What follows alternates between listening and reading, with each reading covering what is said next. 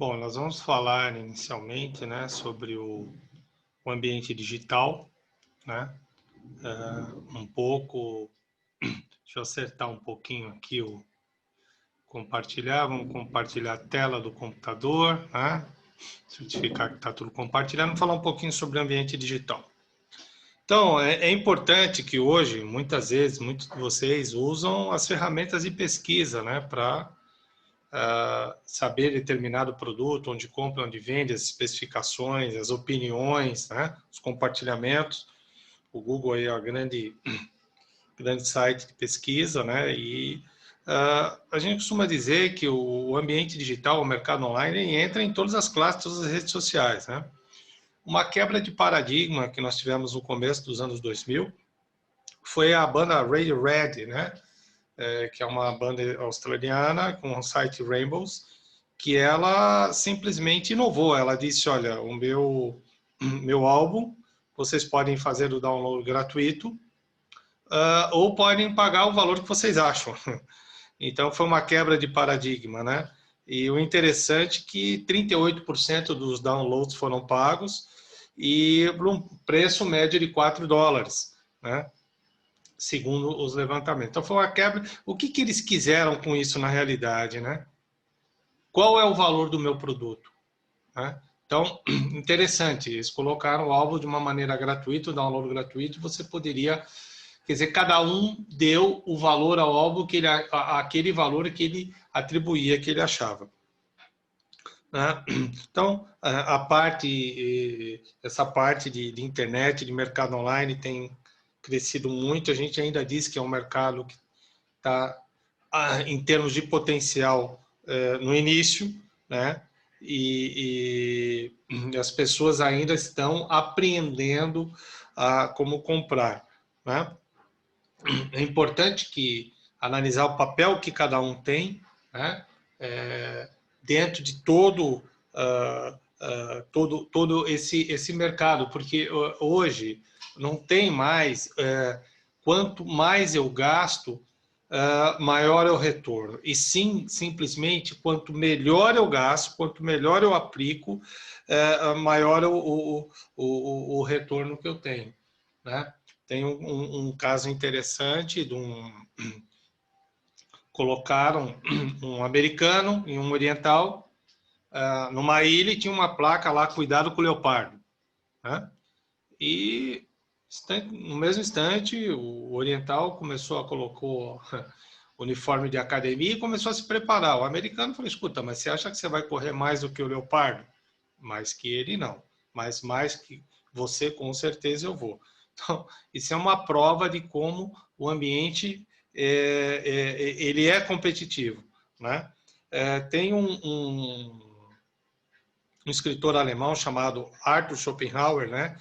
Que ele falava que todo homem toma seu campo de visão como os limites do mundo. E é uma realidade, a gente tem muito disso. E hoje, com o ambiente digital, já não pode mais fazer isso. Por quê? O ambiente digital, ele consegue, de uma certa maneira, além do alcance que ele tem, hoje se trabalha muito a informação, né? A informação, ela tem um valor muito grande. Basicamente, a gente vê que hoje, quando você vai fazer uma compra, pouca gente já não usa mais o dinheiro. Você usa um cartão que usa uma informação que vai debitar, retirar o dinheiro da sua conta. Enfim, e foi através da informação, né, que é um dos players que é usado, né, no ambiente digital, que a Dell saiu daquela crise enorme que ela teve. O que ela começou a fazer? Logo aí no final dos anos 90. Ela vendia, entre aspas, ela colocou no site dela todas as configurações, você poderia escolher a configuração do seu computador, a memória, o preço acessível, tamanho de tela, ela entregava na sua casa, né, e por um preço competitivo. Enfim, ela simplesmente começou a colocar o conceito de vender para depois produzir. né? Então, não tinha como, muitas vezes, dar errado, porque você podia escolher uma faixa de preço, a configuração que lhe fosse mais conveniente, e simplesmente ela conseguiu aí um salto nas vendas, né? Falando um pouco mais da informação, né? Ela começou, essa questão da informação começou séculos passados com uma loja, departamento americana, Sears, né? Em que ela precisava vender para o interior, porque simplesmente a malha ferroviária, isso em século XIX, ela estava crescendo muito. E aí começou-se a venda por catálogo, né? Muitas vezes a venda por catálogo se iniciou assim, foi uma loja de departamento Sears que ela precisava vender para o interior e caminhar mais para dentro, e ela começou a lançar os produtos dela por catálogos, justamente para que pudesse aumentar e os clientes conhecerem os produtos, e foi a forma como que a informação, basicamente, né, se iniciou essa venda por catálogo. A gente tem uns cases de sucesso da internet, principalmente aqueles que fizeram a quebra de paradigma, né? Tem o patrociniemeucarro.com, que ele não tinha comprado o carro, mas ele vendeu a informação e que se ele conseguisse comprar o carro durante um período, se não me engano, um ano, ele ia colocar todos os patrocinadores estampados dentro do carro. Ele conseguiu comprar um carro e estampou realmente aí os patrocinadores, as empresas que contribuíram. Santameio.org, que veio uma carta na época do Natal do Papai Noel para as crianças, enfim, tem um faturamento recorde na semana do Natal. Enfim, você tem uma série de casos aí que foram a quebra de paradigma aí no final dos anos 90, começo dos anos 2000. E tudo isso porque hoje o grau de atividade do consumidor é alto, né? Ou seja, algum tempo atrás, por exemplo, no intervalo de uma partida de futebol, o que você poderia fazer alguns 20, 30 anos atrás? No máximo, pegar um telefone, né, e ligar para algum amigo, comentar sobre o jogo. Hoje, ao mesmo tempo que você está vendo futebol, você está na internet, você está no WhatsApp, você está lendo e-mail, enfim, o grau de atividade do consumidor ele é muito alto hoje. Então, hoje o consumidor ele é ativo, né? Então, daí a importância de você saber como fazer a informação chegar nesse consumidor, né? Você teve também, durante esse período do início, com os ambientes digitais, né, os marketings, a gente chama de oportunidade. Então, apareceu uma vez um Globo Repórter, um pesquisador falando que a farinha de maracujá, ela absorvia lentamente os carboidratos. Significava o quê? Que as pessoas tinham problema com glicose mais alta. Ao ingerirem a farinha com maracujá, poderiam comer, se alimentar até um pouquinho além do limite, que a glicose não subia tanto. Passou-se uma semana, tinha N empresas já vendendo a farinha de maracujá. Quer dizer, isso é o que a gente chama de marketing de oportunidade, né? O importante nisso tudo é saber que é um mercado que tem um futuro muito grande. A questão do e-commerce, principalmente agora, no momento que nós vivemos, foi o que sustentou muitas empresas, né? Até em função das pessoas ficarem mais dentro de casa, e com certeza a tendência dele é um crescimento muito grande. Eu falei um pouquinho só para entrar um pouco nessa parte que eu acho que é importante, né? É importante a gente falar aqui agora sobre ciclo de vida de produto, né? Como eu disse, tem uma diferença de ciclo de produto aqui, né? Não ciclo de vida, que está ciclo de vida, mas eu costumo tirar esse ciclo de vida, porque, como eu já disse, ciclo de vida envolve sustentabilidade, consumo de material, impacto do meio ambiente. O que você tem aqui? Você tem aqui uma condição que é a condição geral, ou seja, o meu produto ele tem um crescimento, né? Depois ele atinge uma maturidade e uma queda. Todos os gráficos são assim, como por exemplo no caso das vendas? Não necessariamente. Eu posso ter uma subida rápida e uma caída rápida, né? Eu posso ter uma subida rápida, um patamar um pouco menor e uma caída. Então, por exemplo, de repente eu tenho um produto que é uma febre, né? Ele sobe rapidamente e cai rapidamente, né? Um exemplo disso que eu posso dar são figurinhas da Copa do Mundo, né? Então você tem um intervalo de Copa do Mundo, é muito curto, todo mundo comprou, acabou aquele período, 15, 20 dias de Copa do Mundo, e perdeu-se o interesse e cai rapidamente, né? Então, essa é uma questão geral do ciclo do produto. E podemos ter outros formatos dependendo do tipo de produto e dependendo do mercado. Se tem produtos que são mais sazonais, enfim. Aqui é um aspecto geral.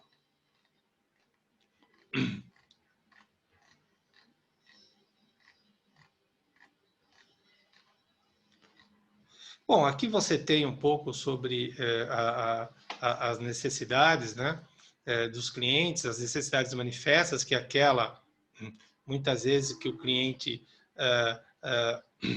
tem um interesse e ela se torna real quando ele demonstra o interesse em comprar. Você tem aquelas necessidades latentes que elas estão no subconsciente, muitas vezes elas precisam ser despertadas por aquele que está comercializando, por aquele fornecedor ou por aquele vendedor, né? Muitas vezes ele cria essa necessidade, desperta essa necessidade. Aqui existe alguns clientes, alguns escritores consideram necessidade latente aquela que muitas vezes o cliente desconhece, e alguns consideram latente também muitas vezes aquela que ele tem a necessidade, mas muitas vezes ele não a coloca. Eu apenas considero, eu procuro considerar isso como aquelas necessidades em que muitas vezes não foi desperta ainda num determinado cliente. Se é aquelas culturais, né, muitas vezes envolve religiões, aspectos culturais, então muitas vezes você tem aquele cliente que ele tem uma descendência oriental, então ele prefere comprar com, de repente, muitas vezes com um vendedor que tem a mesma cultura que ele, ou um outro que tem uma cultura de religião diferente, então aqui isso envolve bastante. Você tem também as necessidades atribuídas a usos inesperados, né? Muitas vezes você usa um produto de uma forma de uma forma inadequada e relativos à satisfação do teu produto. Bom, aqui a gente já falou um pouquinho, né? A questão de ouvir o cliente. Eu costumo dizer que isso pode ser por pesquisas, por entrevistas, mas eu acho que o mais importante disso é que hoje as empresas elas simplesmente não estão preocupadas em vender apenas para o cliente, elas estão preocupadas em criar um relacionamento com o cliente. A Nike faz muito isso. Ela quer saber, ela procura dar opções de treinamento para os consumidores, opções, muitas vezes tem lá o ambiente interno da Nike, o clube da Nike, em que você posta informações, você tem informações, enfim, não é apenas saber quando o cliente comprou e quanto ele pagou, é simplesmente saber do dia a dia do cliente. Que a partir do momento que você cria esse relacionamento com o cliente, você acaba criando um vínculo muito grande e mantém o cliente fiel ao seu produto. Então, eu acho que esse é a grande, seria o grande acontecimento que a gente tem visto. Não simplesmente você saber ter informações de venda e valor. Claro que são importantes, mas principalmente do dia a dia, dos hábitos do seu cliente, porque aí vai te permitir um conhecimento muito maior. Você tem aqui alguns métodos de levantamento de informações por observações, entrevistas, questionários, grupos focais, que nesse caso os grupos focais, como eu já disse, é usado em pesquisa qualitativa, né? Vou avançar um pouquinho com relação a isso.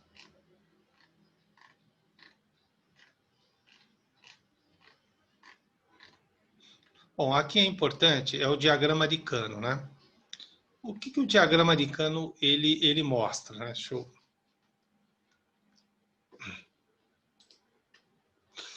Ele basicamente, ele traz um gráfico entre satisfação do cliente e desempenho do produto.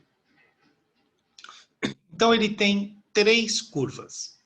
Essa primeira curva do básico significa o quê?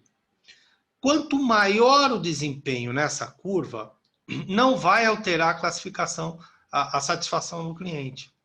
Por quê? Porque muitas coisas o cliente nem verbaliza. Então, eu vou dar um exemplo simples. Você comprou um celular. Você não vai ficar altamente satisfeito porque o celular ligou e ligou e conseguiu completar uma ligação, porque isso é básico, né? Isso já está implícito que tem que funcionar. Então, simplesmente são os requisitos básicos. Então, muitas vezes isso aqui não é verbalizado. Você tem a reta aqui, o esperado, significa que quanto maior o desempenho, maior a satisfação do cliente. Então, por exemplo, você comprou, de novo no celular, um celular de última geração. Você espera que ele tenha um desempenho de conexão, muitas vezes de fotografia, dentro daquilo que ele promete. Então, quanto melhor o desempenho disso, claro, o cliente vai ficar mais satisfeito. E você tem essa outra curva aqui, né, que é a curva da excitação. Significa o quê? O cliente não espera aquilo. Então, aquilo vem como um plus a mais. Então, se você não fizer, ele não vai ficar insatisfeito porque ele não esperava. Um exemplo disso, você foi comprar de novo no celular. Normalmente, a garantia em termos de 1 ano, mas aí ela já falou, olha, nós estamos dando agora como opção, como cortesia, uma garantia estendida gratuita por 2 anos. Se você não esperava aquilo vai te deixar surpreendido, feliz. Mas se isso não fosse dado, você também não ia ficar insatisfeito, porque é algo que você não aguardava, que você não esperava.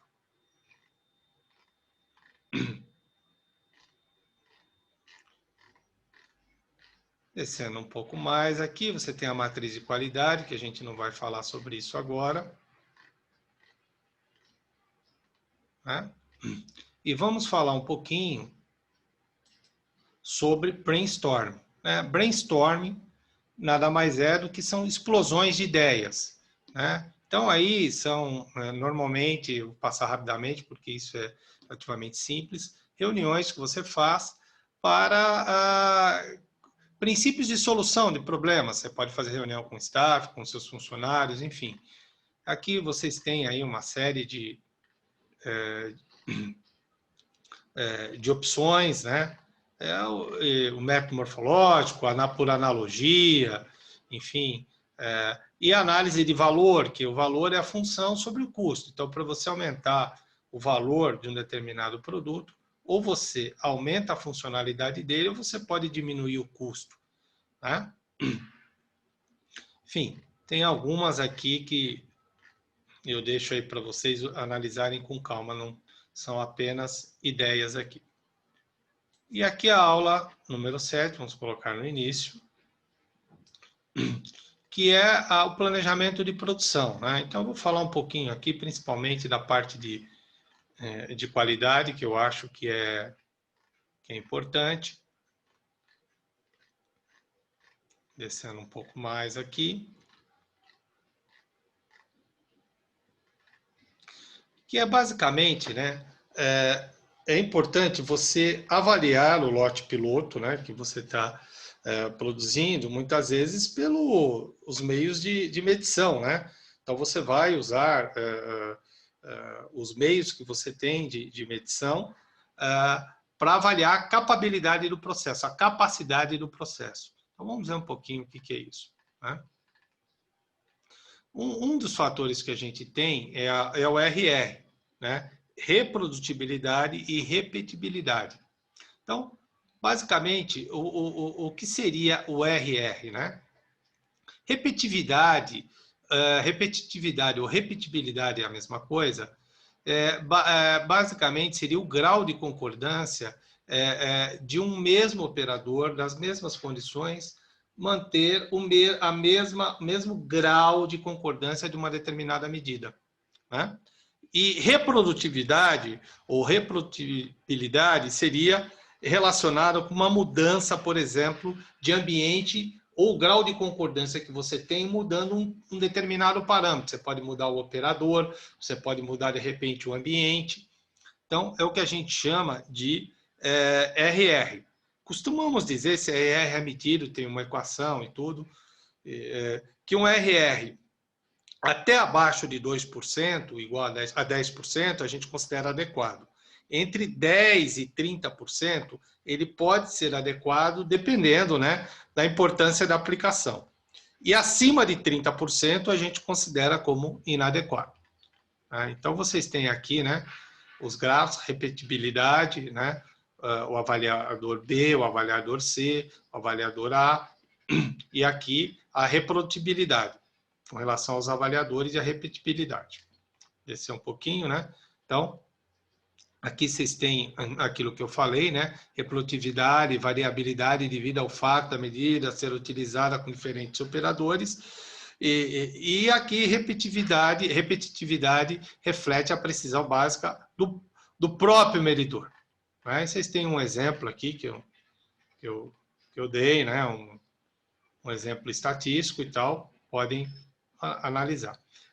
A capabilidade ou capacidade muitas vezes se avaliar se o processo está capaz, se o processo está dentro daquele limite de tolerância que foi especificado, né? Então, a gente usa a capabilidade, ela é muito usada no controle estatístico de processo, né? Vamos adiantar um pouquinho, né? Então, como que você definiu inicialmente capabilidade? Limite superior menos limite inferior dividido por 6 desvios padrões, né? Só que aí, muitas vezes, a diferença entre os dois limites, você pode ter uma diferença pequena, mas, ao mesmo tempo, essa curva está fora da média. Deixa eu ver se eu tenho aqui. Significa, por exemplo, né, se a nossa média está fora do centro o limite, a diferença ser aceitável, mas está fora do centro da média. Então, não quer dizer muita coisa. Então, por isso que tem o CPS, né, superior e o inferior, que seria, basicamente, o limite superior menos a média dividido por 3 vezes desvios padrões. Significa aqueles 99,73% que é o nível de confiança. E o limite inferior seria a média menos o limite inferior, CPI, né, sobre 3 vezes o desvio padrão.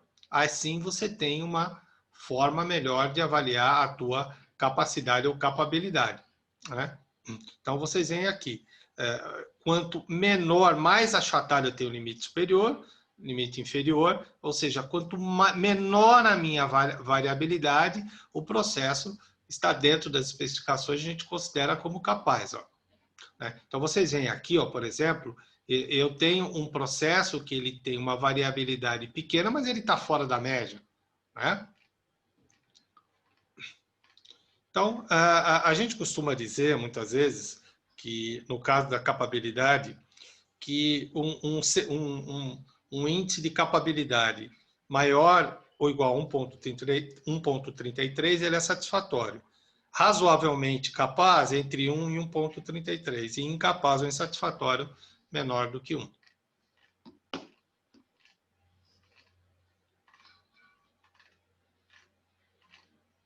Vou andar um pouquinho aqui. Tem mais alguma coisa interessante? Bom, basicamente, nessa parte, seria isso.